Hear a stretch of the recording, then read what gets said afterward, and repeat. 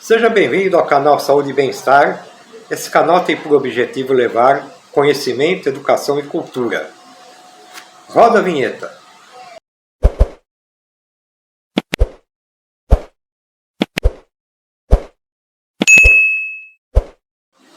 O tema de hoje que nós vamos abordar é pena de morte para crianças com doença de Batten. Você já deve ter ouvido falar, ou se nunca ouviu falar, você vai ouvir hoje. Doenças raras fazem parte do grupo de doenças raras. Não fornecimento de medicamentos para esse tipo de doença significa pena de morte, diz a advogada doutora Mônica Aderaldo, presidente da FEDRAM, Federação das Associações de Doenças Raras do Norte, Nordeste e Centro-Oeste. O que é a doença de Batten? É uma doença rara que dá em crianças. Nós já vamos saber direitinho como é que funciona essa doença. O diagnóstico de uma doença rara, em alguns casos, não significa o fim para o paciente, pois atualmente no mercado e no SUS existem medicamentos para travar os sintomas dessas doenças. O que significa isso? Travar os sintomas da doença significa que as doenças raras não têm cura. É doença crônica, né? E é feito um tratamento paliativo, como se chama tratamento paliativo, onde você procura dar conforto ao paciente para amenizar o sofrimento, para que ele viva de uma forma confortável, para não sofrer com os sintomas da doença. Porém, a doença não tem cura. E esse tipo de doença só se dá em crianças. No caso da CLN2, que é o nome da doença de Batten, a sigla em inglês, né? Também conhecida como doença de Batten, uma enfermidade rara, neurodegenerativa, o que significa que ela provoca uma degeneração nos neurônios, infantil, só dá em criança.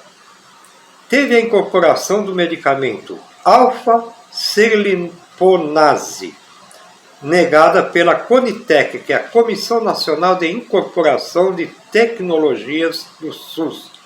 Negaram esse medicamento para o tratamento dessas crianças, alegando não existir evidência suficiente de que o medicamento faça efeito e que o valor do tratamento pode impactar o orçamento público. Ora, essa doença é rara, só existe 15 casos dessa doença no Brasil. Como que 15 pacientes que têm essa doença, precisando de um medicamento, ele pode impactar o orçamento público?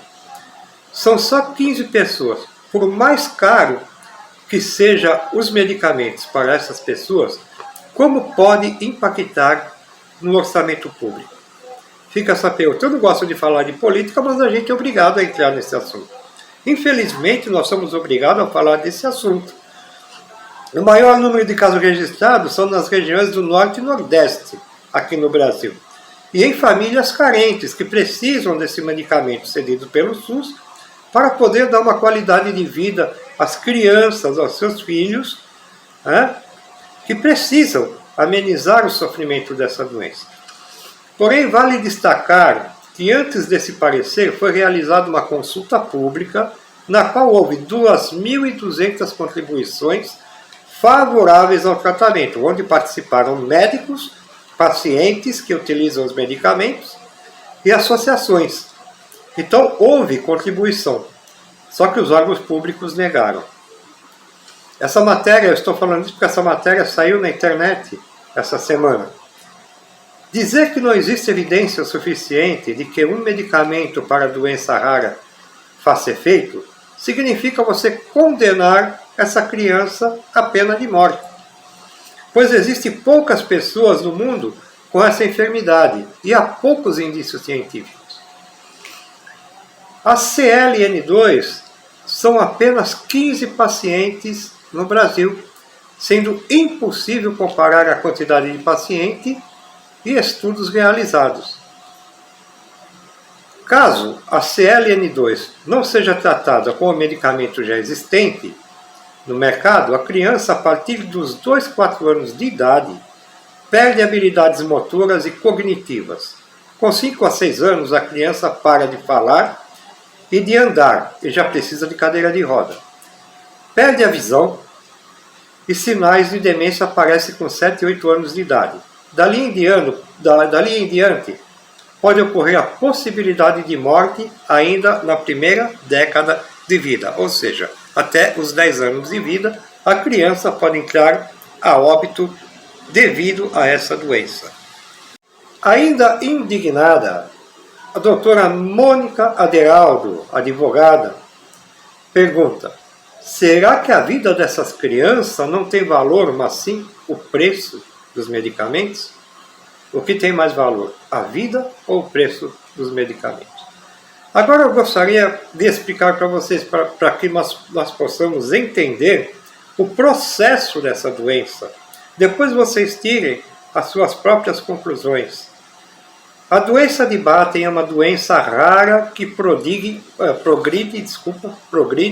rapidamente, impactando as habilidades motoras, né? As habilidades motoras e cognitivas da criança. A doença de Batten costuma se manifestar ainda nos primeiros anos de vida da criança. E por fazer parte de um grupo de doenças neurodegenerativas, com sintomas e características diferentes, tem seu diagnóstico, na maioria das vezes, realizado de forma tardia, quando se descobre já é tarde demais. O que afeta o tratamento e, consequentemente, a qualidade de vida da criança. Ora, o que acontece é que o primeiro sintoma que aparece na criança, com 3 anos de idade, a criança não fala. Ou se ela fala, ela começa a regredir na sua fala. Esse é o primeiro sinal. Mas esse sinal, ele não indica logo de cara que a criança está com doença de Batten. Então, qual que é o procedimento? É normal que os pais levem a criança no fono, né? Que a criança não fala. Então, a criança começa a fazer um tratamento no fono e vê que não existe progresso, o que retarda mais ainda o diagnóstico dessa doença, e a doença costuma se agravar ainda mais. A doença de Batten existe 14 tipos conhecidos. O nome dela é lipofuscinose neural ceroide, CLN, que é uma sigla em inglês. Então tem a CLN1, CLN2, tem 14 tipos. Trata-se de uma doença hereditária, ou seja, ela é de fundo ou de cunho genético.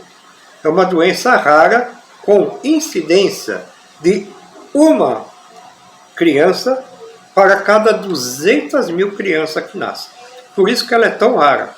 E no Brasil só existe 15 casos dessa doença. Até os 3 anos de idade, olha como essa doença ela é ingrata. Até os 3 anos de idade, a principal manifestação é o atraso na linguagem. Já falamos sobre isso, que leva a criança no fono e observa-se que não há resultado, não há progresso, não há desenvolvimento na fala da criança. No entanto, a epilepsia e a regressão neurológica também fazem parte na fase dos 3 anos de idade. Ela começa com epilepsia e com uma regressão neurológica. Dos 3 anos aos 5 anos, a piora da regressão neurológica, da epilepsia e a contrações musculares involuntárias, que podem provocar movimentos repetitivos. Até os 12 anos, a criança pode parar de falar e andar, com necessidade de uso de cadeira de roda. Ao aparecimento de demência, ou retardamento mental, alteração do tônus muscular, fica flácido a musculatura, perda da visão e ataxia. Ataxia é a perda da coordenação motora. O que significa isso? Que ela não tem mais equilíbrio, ela não consegue mais manejar objetos, não consegue mais segurar as coisas sem derrubar. Então começa esse processo. Então aí no caso é importante lembrar que a criança se desenvolve normalmente até o aparecimento dos primeiros sintomas, que seria o problema da fala. né? O que leva os pais a levar no fonoaudiólogo, como nós falamos.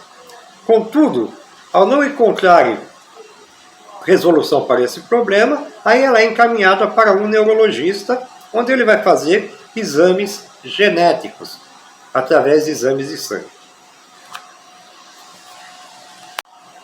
Aos 18 meses, 1 ano e meio de idade, já é possível observar atraso na regressão da linguagem, que criança geralmente 1 ano e meio de idade começa a querer falar. Mas ela começa, em vez de progredir, ela começa a regredir. Um atraso motor, a criança já não consegue mais segurar os brinquedinhos como segurava antes e tudo mais. E entre os 3 e 4 anos de idade, aparecem problemas visuais, ataxia e epilepsia, falta de coordenação motora e convulsões. A epilepsia é muito difícil de ser tratada nesses casos, né? Sendo a perda de funções mentais aceleradas.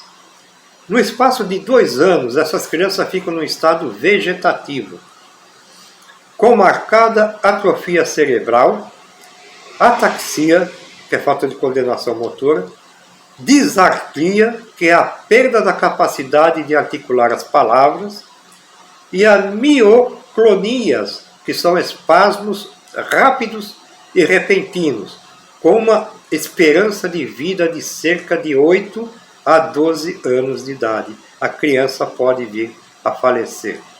O máximo de crianças com esse problema que chegaram a sobreviver até hoje foram com 15 anos de idade.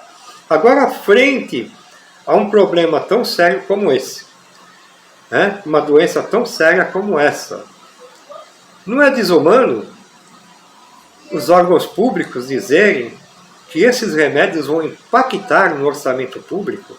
O que são 15 crianças, por mais caro que sejam esses remédios, o que vai afetar no orçamento público, sendo que o órgão público gasta tanto dinheiro desnecessário com tantas coisas que não levam a nada e não podem comprar medicamento para essas crianças? Então fica esse questionamento, como a doutora fez, né? Vamos ver a pergunta que ela fez, que eu achei que é muito, doutora Mônica Aderaldo, quando ela pergunta: será que a vida dessas crianças não tem valor, mas sim o preço que vai se gastar com medicamentos? Até o próximo vídeo. Que Deus abençoe a todos. Amém?